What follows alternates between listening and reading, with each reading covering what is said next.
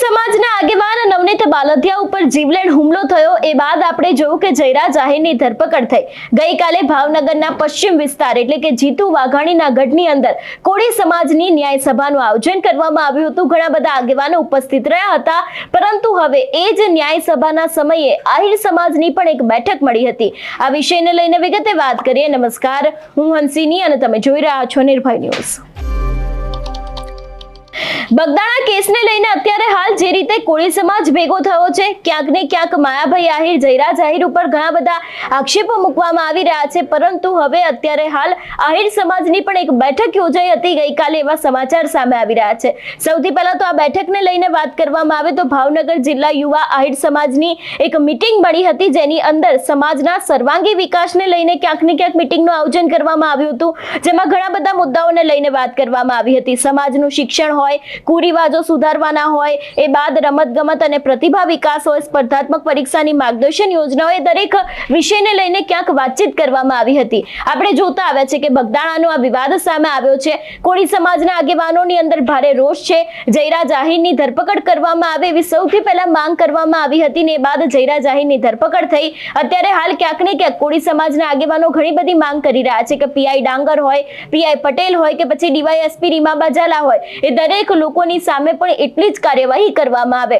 હવે જ્યારે ભાવનગરના પશ્ચિમ વિસ્તાર જે જીતુ વાઘાણીનો ગઢ ગણાય છે, ત્યાં કોળી સમાજની ન્યાય સભા થઈ હતી અને એ જ દરમિયાન ભાવનગરના આહિર સમાજ લોકોની પણ આ મીટિંગ મળી હતી।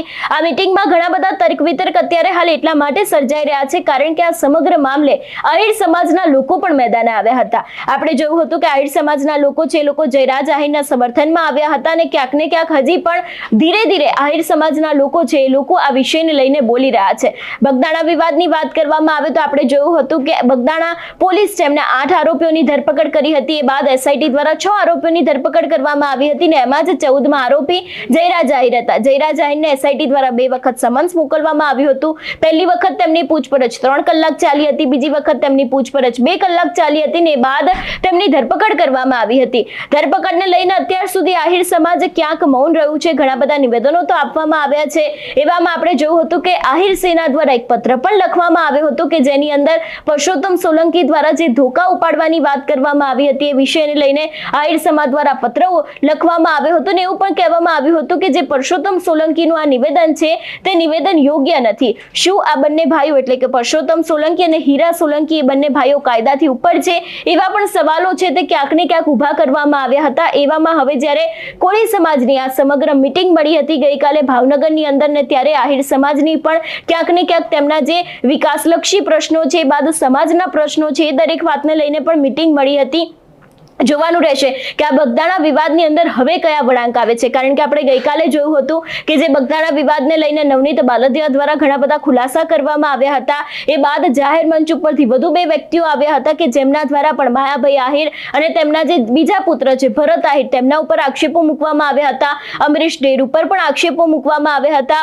એક વ્યક્તિ દ્વારા તો એવું પણ કહેવામાં આવ્યું હતું કે માયાભાઈ આહિર ચોર છે, ક્યાંક ને ક્યાંક જમીનોને લઈને વાત કરવામાં આવી હતી। હવે જોવાનું રહેશે કે આ સમગ્ર ઘટનાની જે રીતે અત્યારે હાલ લોકો દ્વારા આક્ષેપો મૂકવામાં આવી રહ્યા છે, દરેક વાતને લઈને માયાભાઈ આહિર દ્વારા કોઈ જવાબ આપવામાં આવશે કે કેમ?